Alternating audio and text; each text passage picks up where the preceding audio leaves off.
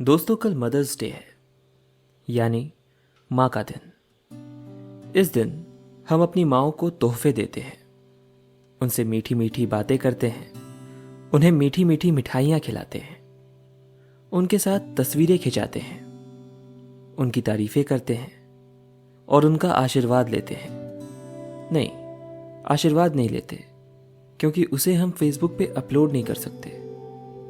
और हाँ, उनकी तारीफों में कविताएं लिखते हैं, कविताएं सुनाते हैं। वैसे आज मैं भी एक कविता लेकर आया हूं, लेकिन इसमें उनकी तारीफें नहीं हैं, बुराइयां हैं। हर गृहस्थ मां की बुराइयां, वो बुराइयां जो हमें दिखती तो है, पर हम उनके बारे में बात नहीं करते, या यूं कहें कि ध्यान ही नहीं देते। पर मैंने ध्यान दिया है। असल में वो बुराई नहीं, एक छाया है, एक बुरी छाया, एक ऐसी छाया जो सारे घर पर छाई हुई है।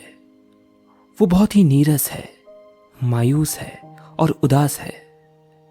पता नहीं कुछ कहना चाहती है हमसे, लेकिन कभी कह नहीं पाती। और मैं उसी छाया को सुनने का प्रयास कर रहा हूं। नमस्कार साथियों, मेरा नाम है अजय और आज आप सबके लिए एक छोटी सी कविता लेकर आया हूं। वैसे इसका नाम तो कुछ सूझा नहीं, पर मैं इसे एक गुमनाम छाया कहना पसंद करूंगा। वैसे अगर आपको ये कविता पसंद आए और आपके दिमाग में कोई अच्छा टाइटल हो तो मुझे जरूर बताइएगा। दोस्तों, आज से कुछ रोज पहले मैंने रोज नाम की एक कहानी पढ़ी थी। उस कहानी के लेखक थे सच्चिदानंद हीरानंद वत्सयन जी, जिन्हें हम अज्ञेय के नाम से भी जानते हैं। उस कहानी को पढ़कर ही मैंने इस छाया के बारे में जाना था। और यह कहना गलत ना होगा कि इस कविता को लिखने की प्रेरणा भी मुझे उस कहानी को पढ़कर ही मिली थी। दोस्तों, वो संपूर्ण कहानी कल रविवार शाम 7 बजे इसी चैनल पर रिलीज होगी। तब तक के लिए आइए सुनते हैं उसी कहानी पर आधारित मेरी लिखी ये कविता, एक गुमनाम छाया।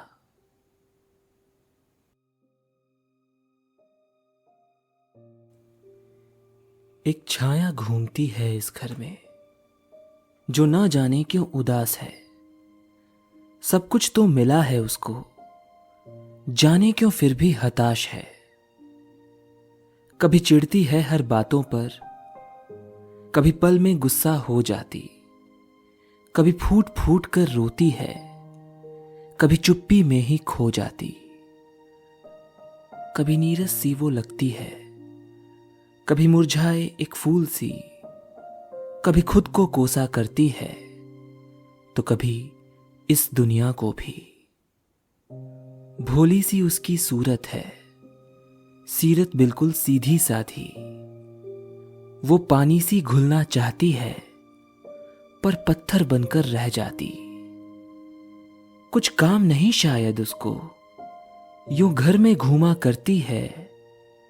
कुछ बना दिया, कुछ खिला दिया, बस इसमें जीवन कटती है।